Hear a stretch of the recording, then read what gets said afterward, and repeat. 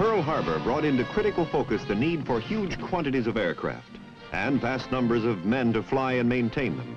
Well aware of the time and money involved, HAP had been steadily extending the Army Air Corps training program, coordinating this with our growing air strength. Since 1939, he had fostered the idea of having civilian schools help to train pilots in the first stage. Army Air Corps training had been systematized, and it would include many young men from all walks of life.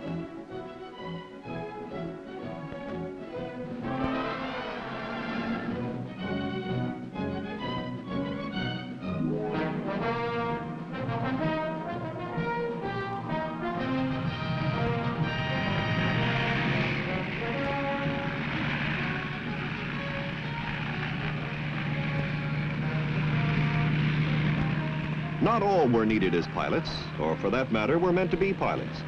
Though some took to the air unsteadily, the huge quotas of trained pilots, mechanics, and other personnel were soon being met.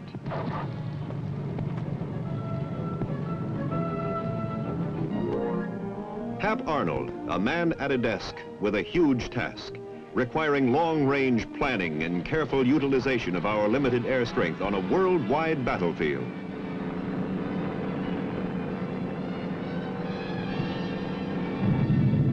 Early in the war, isolated operations began to foreshadow the future effect of long-range bombing. The daring low-level raid on Tokyo was a carefully designed attack which brought home to Japan the real meaning of war.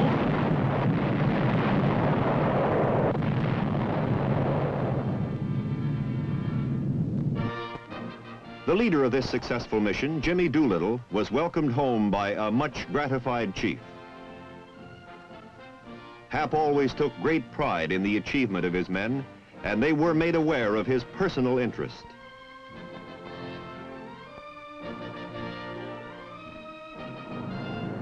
In the following months of battle against the Luftwaffe, American pilots demonstrated a kind of bravery that did credit to the Army Air Corps and that heartened the nation.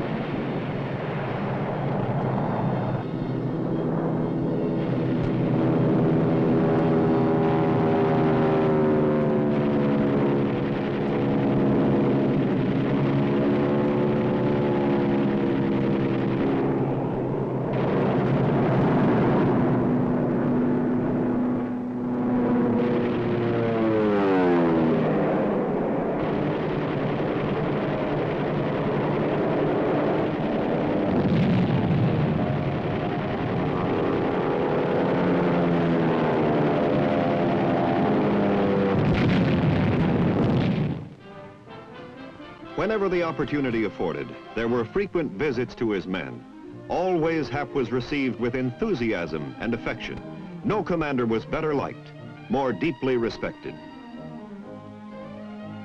As Hap went about the vast problem of building American air power, of deciding what types of planes for what specific purposes, a concept began to form in his mind.